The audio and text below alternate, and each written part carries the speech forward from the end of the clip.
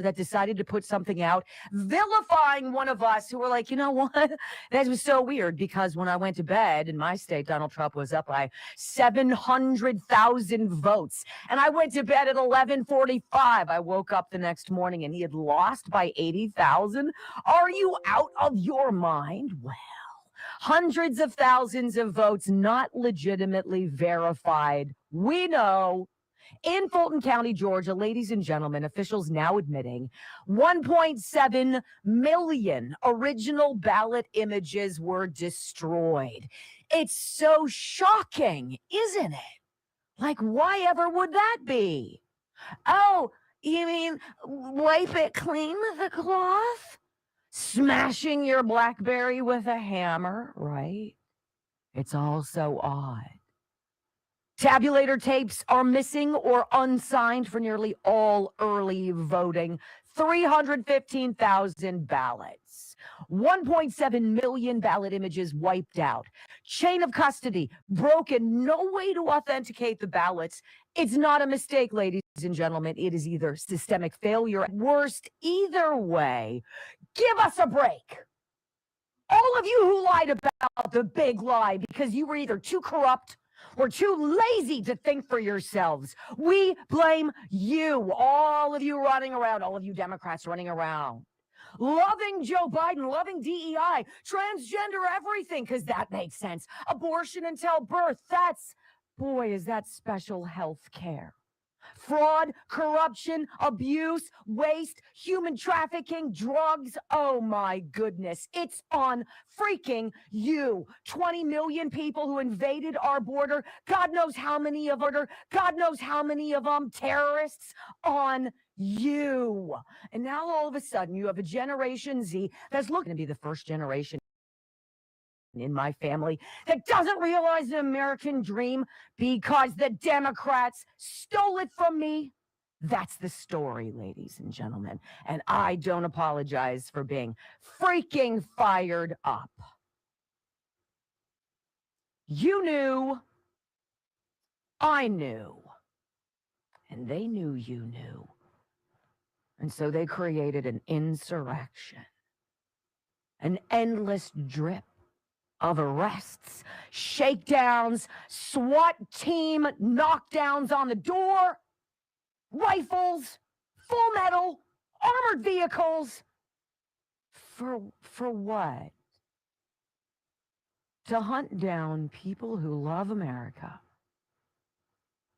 and will fight for her sovereignty to the death. That's why.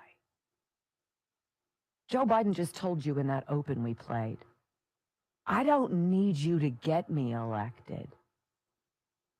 He knew. He knew what they were doing. He was well aware of it. I need you to help me once I'm elected.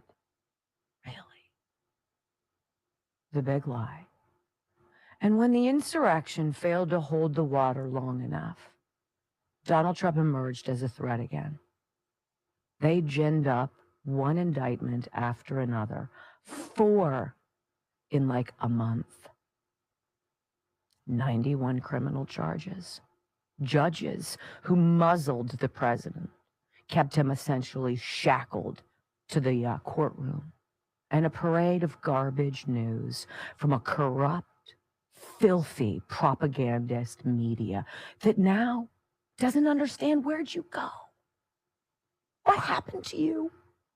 Where did our viewers go? Come back. I found an article.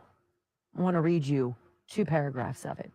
It was written about a month and a half after Donald Trump took the oath of office. So this past March, a great unraveling is underway, says the author of this article from the New York Times. His name is Thomas Friedman. This is what he says. If you're confused by President Trump's zigzagging strategies on Ukraine, tariffs, microchips, or a host of other issues, it's not your fault, it's his. What you are seeing is a president who ran for re-election to avoid criminal prosecution and to get revenge on people he falsely accused of stealing the 2020 election. Hey, Thomas, how do you like me now? He never had a coherent theory of the biggest trends in the world today and how to best align America with them to thrive in the 21st century. Hey, Thomas, I've got $18 trillion that you should probably choke on right now. And once he won, Trump brought back his old obsessions and grievances with tariffs and Putin and Zelensky and Canada and staffed his administration with an extraordinary number of fringe ideologues who met one overriding criterion: loyalty first and always to Trump and his whims above and beyond the Constitution, traditional values of American foreign policy, or basic laws of economics. Really?